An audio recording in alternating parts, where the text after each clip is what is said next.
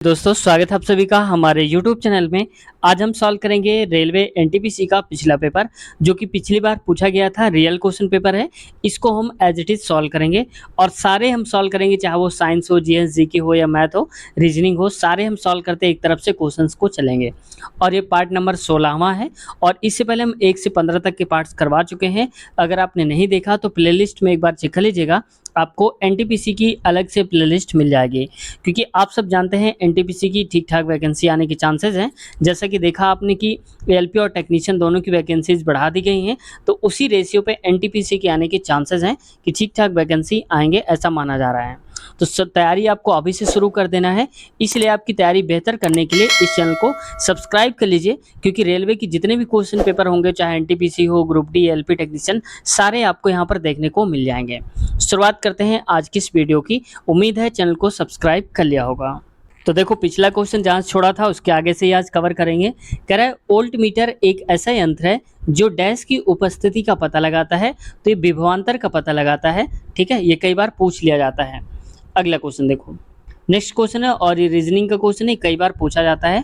तो ये तो सब जानते ही होंगे कि इसमें संबंध बताना है। जैसे उस वेन आरेख का चयन कीजिए जो वर्गों के दिए गए समूह के बीच के संबंध को सर्वोत्तम यानी कि सबसे अच्छे ढंग से दिखाता है, निरूपित करता है।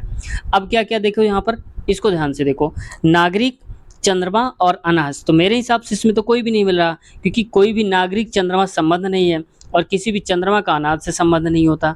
अलग अलग हो गए ना, तो सारे अलग अलग सर्कल किस में है, बी वाले पे है। तो बस ऑप्शन नंबर तीसरा 20 सही उत्तर हो जाएगा इसका।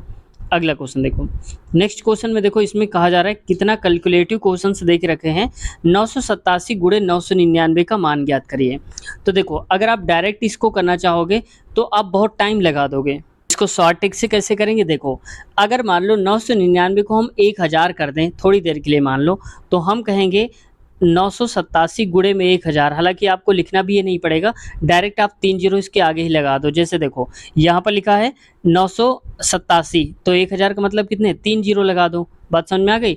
अब देखो 999 बार लिखा हुआ था 987, लेकिन हमने 1000 बार लिखा है, यानी कि 987 को एक बार एक्स्ट्रा यहाँ पर कर दिया है मल्टीप्लाई।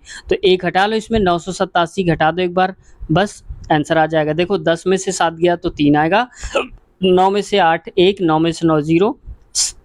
अब ये 6 बचा क्योंकि एक इधर हासिल चले गया था, 6 8 9, तो 98 60 13 आ जाएगा।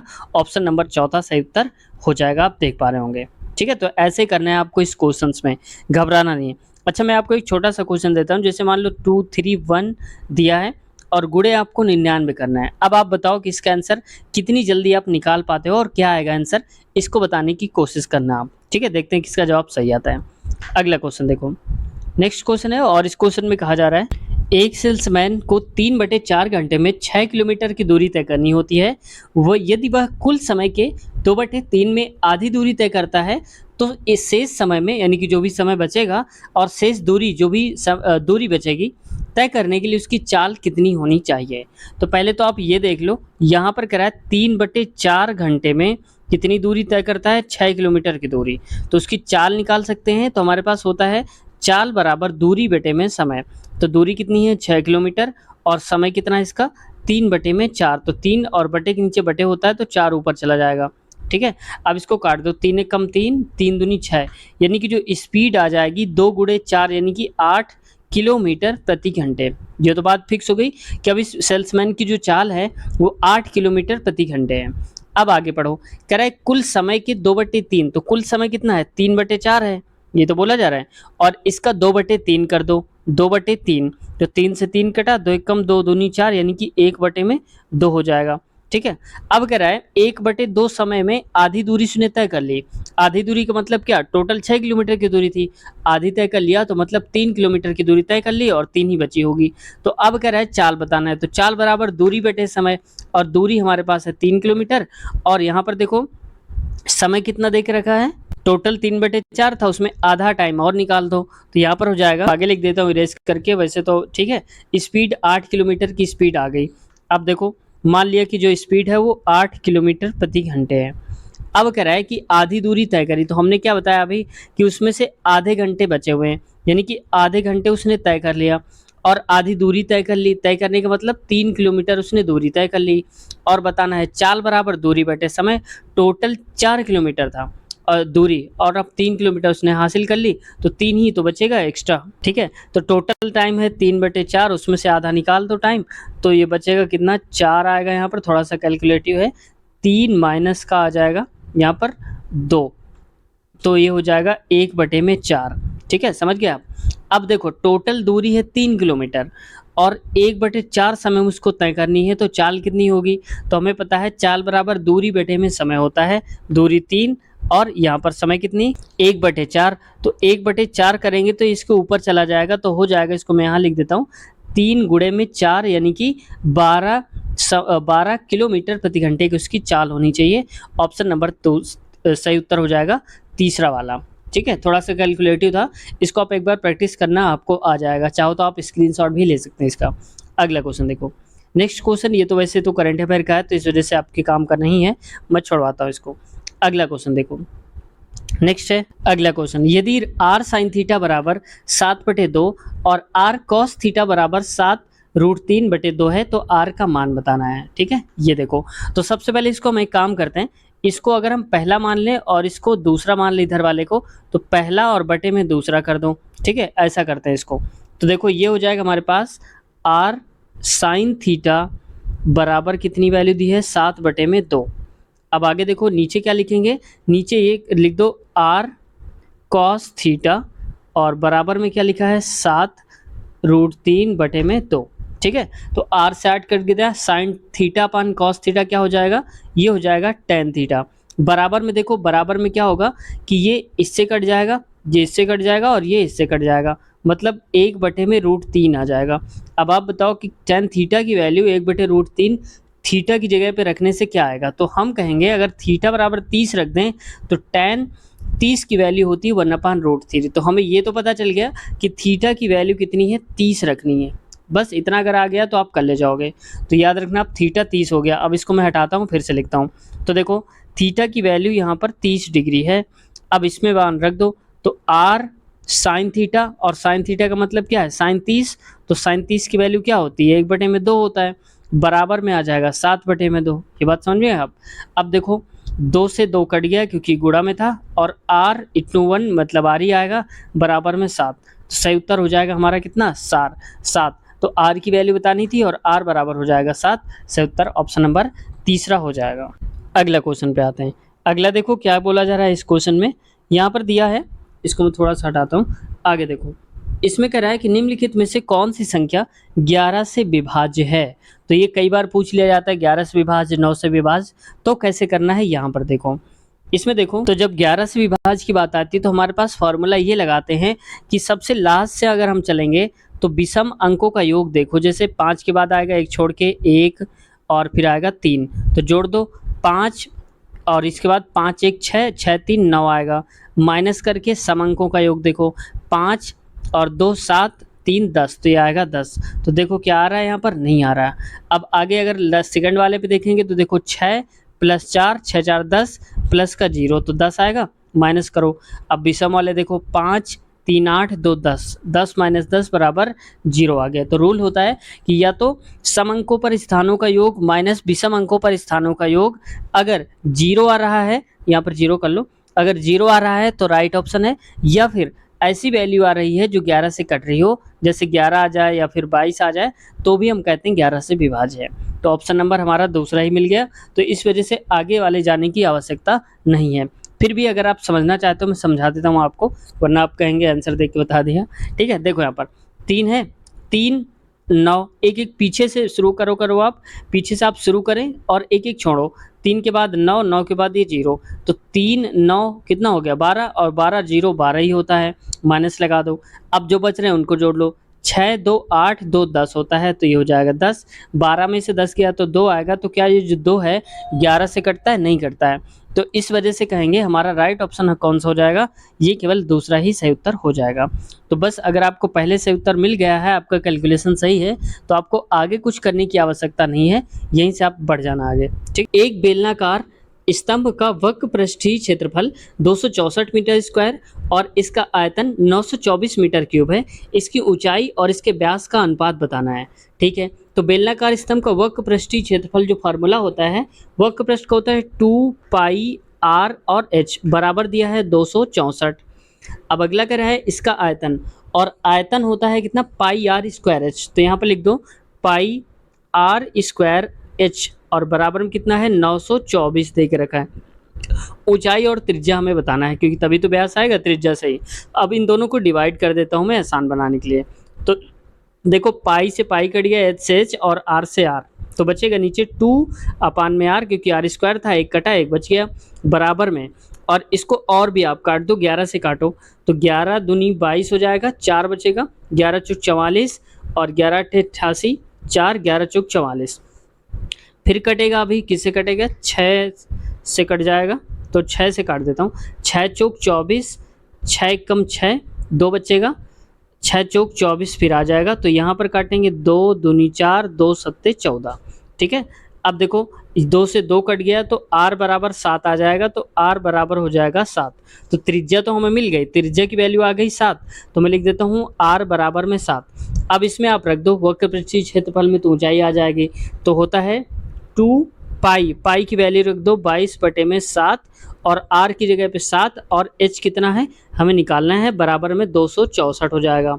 अब देखो 7 से 60 कट गया, इसको 11 से काटेंगे, 11 दूनी 22, 11 दूनी 22, 11 चौक 44। अब ये होगा 2 दूनी 4, फिर 4 से काटो, 4 छिंग 24 हो जाएगा।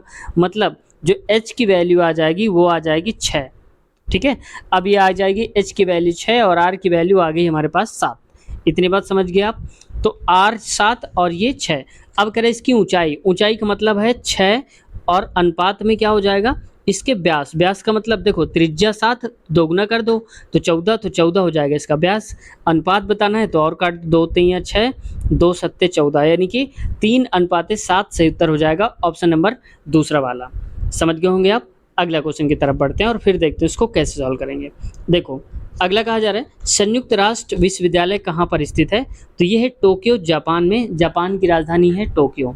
अब आपको ये बताना है कि जापान की करेंसी का नाम क्या है, मुद्रा का नाम क्या है जापान की। अगर आप में से किसी को आता है तो ज़रूर बताना, देखते हैं कितने लोग जवाब दे पाते हैं आप में से, और जितने लोग जवाब देंगे उनका हम नाम जो है अगली वीडियो में ज़रूर शामिल करेंगे।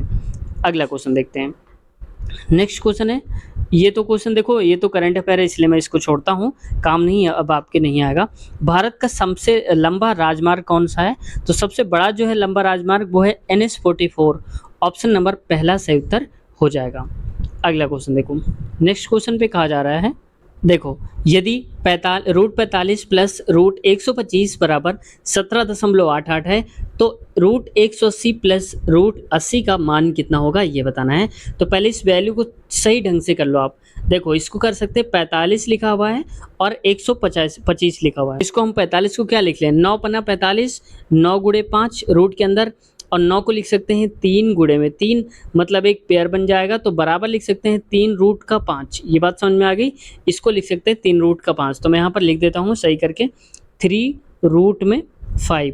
अब कह रहा है प्लस, तो प्लस लगा दो, और 125 को हम लिख सकते हैं 5 गुणे 25 से आप कर दो, ज़्यादा सही रहेगा 25 से। ये हो जाएगा 25 गुणे में 25 पंचे 125। इसको भी कर सकते हैं तो 5 गुणे 5 और गुणे में 5 आएगा, इसका पेयर बन जाएगा, तो लिखेंगे 5 और अंडर रूट में 5 हो जाएगा। तो इसको हम लिख सकते हैं 3 रूट 5 और 5 रूट, तो इसका मतलब 8 रूट 5 हो जाएगा टोटल।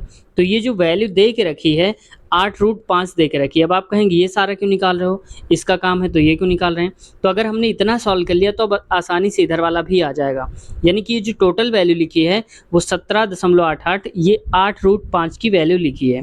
तो मैं इसको सही से लिख देता हूँ 8 रूट में 5। ठीक है, ये बात हो गई इसकी। अब इसको देखो 180 को, 180 हम कह सकते हैं कितना 45 और गुणे का लिख सकते हैं 4, इसको भी लिख सकते हैं 9 पना 45, और इसको 4 को तो समझ ही जाओगे 2 गुणे 2 लिखेंगे, और देखो इससे पेयर आ जाएगा 3 गुणे 3 का, तो एक 3 बाहर हो जाएगा और एक 2 बाहर हो जाएगा, अंडर रूट 5 बचेगा इधर।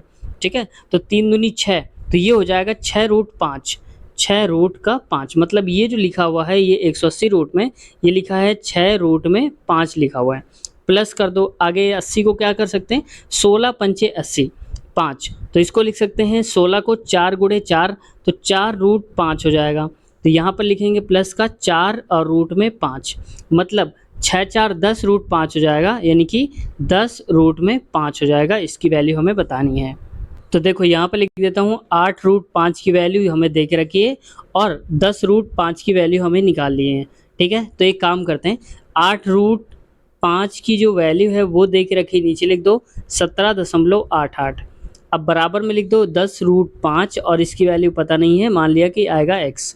अब रूट 5 से रूट 5 कटेगा, 2 चौको 8 और 2 पंचे में 10 हो जाएगा। तो इसको मैं सही से लिख देता हूँ, तो इसका भी जीरो हटा दो, आगे आ जाएगा 400, 400 बटे 1788 और 5 बटे x आ जाएगा। ये हो जाएगा यहाँ पर 400 बटे 1788, तो मैं लिख देता हूँ 400 बटे 1788 और यहाँ पर हो जाएगा 10 कितना आएगा, 5 आएगा। तो यहाँ पर मैं लिख देता हूँ 5, नीचे आएगा x।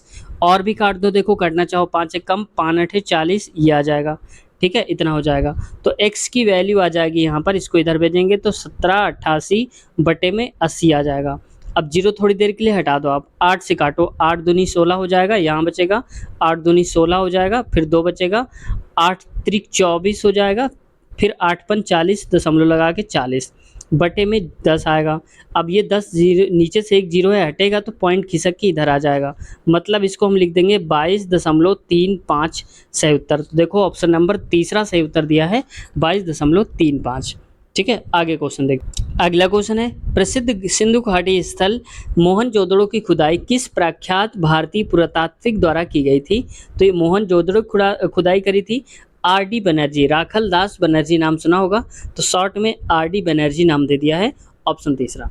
अगला क्वेश्चन में आते हैं। नेक्स्ट, भूमध्य सागर और लाल सागर को कौन सी नहर जोड़ती है? और ये क्वेश्चन रिपीटेड क्वेश्चन है, 2 बार आ चुका है, एलपी में भी आया था 18 वाले में, और देखो एनटीपीसी में भी आया। तो भूमध्य सागर और लाल सागर को कौन सी नहर जोड़ती है? ये जोड़ती है स्वेज नहर, ऑप्शन नंबर दूसरा सही उत्तर हो जाएगा। अगला क्वेश्चन देखो, नेक्स्ट में है, ये तो भला कि क्वेश्चन जो है करंट अफेयर का है, इस वजह से इसको मैं छोड़ देता हूँ। आज की वीडियो हम यहीं तक रखते हैं और इसके आगे वाले क्वेश्चंस हम कवर करेंगे नेक्स्ट पार्ट में। अगर आपने इसके आगे वाले पार्ट्स नहीं देखा है तो इसी वीडियो के नीचे आपको लिंक मिल जाएगी, तब तक रिकॉर्ड हो चुका होगा। तो अगले पार्ट की लिंक इसी वीडियो के नीचे, जिस वीडियो को आप देख रहे हो, एक बार चेक कर लेना। साथ ही साथ अगर आप सारे पार्ट्स स्टार्टिंग से देखना चाहते हैं तो चैनल के प्लेलिस्ट हमने अलग अलग से बना दिया है। NTPC, group D, LP technician की अलग अलग प्लेलिस्ट है, जो भी आप देखना चाहते हैं उनको देख सकते हैं।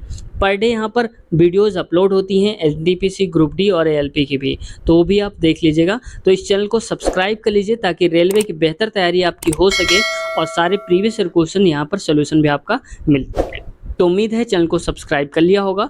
कुछ कहना या पूछना चाहते हैं तो कमेंट करिए, आपका जवाब देने की हम पूरी कोशिश करेंगे। तो अपना ख्याल रखिए, टेक केयर, बाय बाय।